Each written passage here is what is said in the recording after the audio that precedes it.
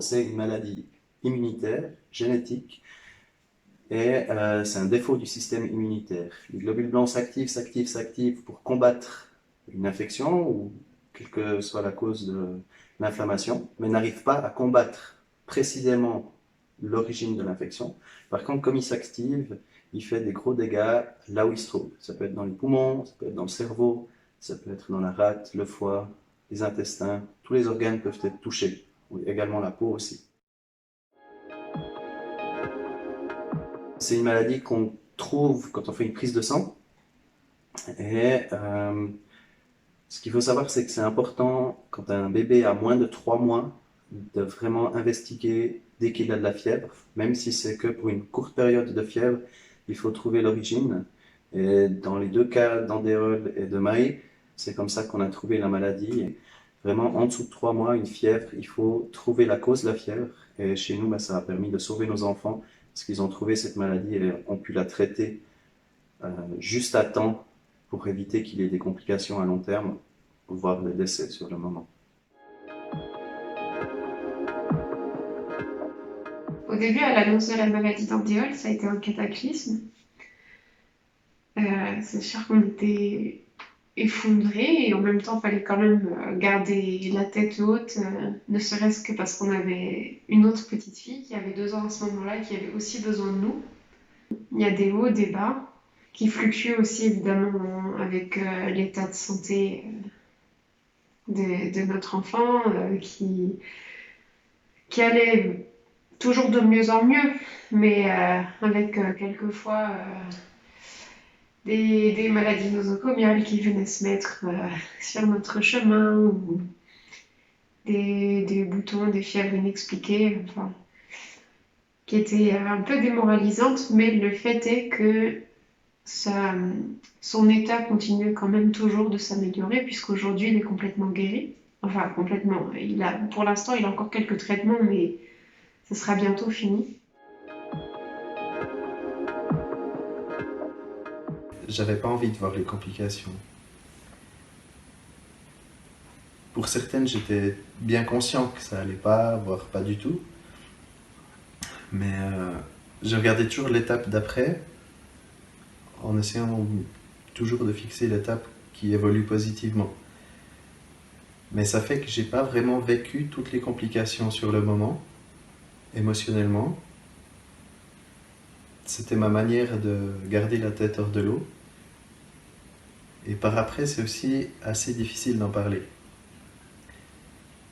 Parce que j'ai pas envie de revivre certaines émotions et je risque de les revivre en les regardant plus en face maintenant que sur le moment.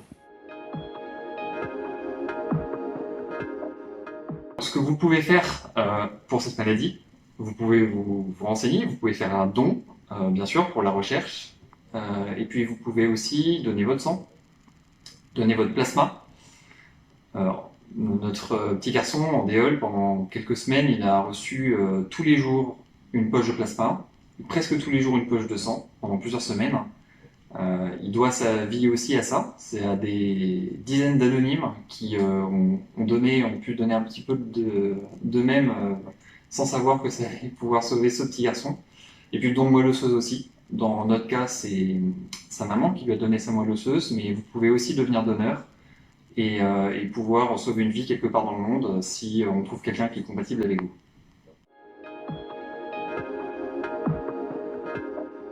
Il faut savoir que pour cette maladie, c'est pas réglé en quelques semaines, ça prend des mois, ça peut même prendre des années, et c'est comme un marathon, on est toujours en course perpétuelle, et pour arriver le plus possible en étant positif et puis en étant bien, et je pense qu'il faut vraiment demander de l'aide et puis se sentir soutenu et surtout accepter quand les gens nous proposent de l'aide en quoi que ce soit, en fait, que ce soit un ménage, que ce soit des repas, ou ouais, il faut vraiment pouvoir accepter puis avoir bonne conscience d'accepter, puis c'est comme ça aussi qu'on tient sur le long terme et puis ouais, que les choses elles se déroulent le mieux possible.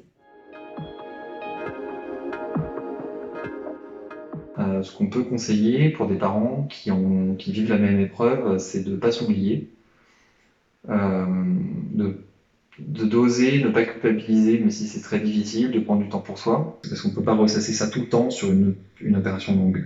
Quand vous avez un proche qui a un accident de voiture ou un accident grave et que vous devez veiller à son chevet pendant 2-3 jours, vous pouvez vous mettre en mode commando, à boire que du café, à manger que des sandwichs triangles pendant 48 heures, c'est possible. On est préparé pour ça si on est en bonne santé. Par contre, 6 mois d'hospitalisation, plus pour un bébé, on ne peut pas tenir en mode commando pendant 6 mois. Ça n'existe pas, c'est pas possible. Je pense que les enfants, dans ce genre de circonstances, ont besoin de parents disponibles et pas de parents épuisés.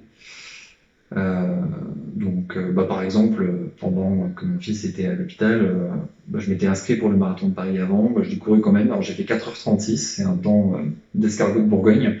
Mais bon, je l'ai fait pour moi et puis ça m'a un petit peu changé les idées. Ça m'a permis de faire quelque chose de positif. C'était des retours à la maison très émouvants parce on n'était pas sûr de pouvoir rentrer avec lui un jour chez nous. Le retour à la maison se fait avec aussi un peu une appréhension car tout est chamboulé, c'est plus du tout comme avant, on doit se désinfecter les mains sans arrêt, on doit laver ses habits, laver les linges, enfin, on doit tout laver, les jouets, la maison elle doit être impeccable. Nos 2 autres enfants, avant de toucher Maë, devaient se désinfecter et doivent encore se désinfecter les mains. Et même nous, au milieu de la nuit, si on devait aller vers lui à 3h du matin parce qu'il pleurait, la première chose qu'on doit faire, c'est se désinfecter les mains avant de pouvoir le consoler. Si on part en vadrouille à une place, il faut absolument avoir son désinfectant avec parce que s'il touche des petits cailloux ou de la terre ou quoi que ce soit, on doit tout de suite pouvoir lui nettoyer les mains et lui désinfecter les mains. Voilà, il a plus d'1 année et demie, il n'a jamais touché du sable. C'est toutes des choses, ça fait mal au cœur, mais au final, il s'y fait, puis nous, on s'y fait aussi. Certaines personnes de notre entourage pensent qu'il sera toujours fragile du fait de sa maladie, mais pas du tout. Pour l'instant, c'est vrai qu'il a encore des traitements, mais ça va prendre fin. Et aujourd'hui, c'est un petit garçon qui est très dynamique, qui a beaucoup d'énergie, qui a beaucoup de joie. C'est souvent ce qu'on me dit. Et même des gens qui ne connaissent pas forcément son parcours d'ailleurs me disent que c'est un petit garçon très joyeux. Voilà, et donc en tout cas, c'est pas ce qui l'empêchera d'être un petit garçon heureux et vivant. Voilà, et qui nous donne plein d'amour chaque jour.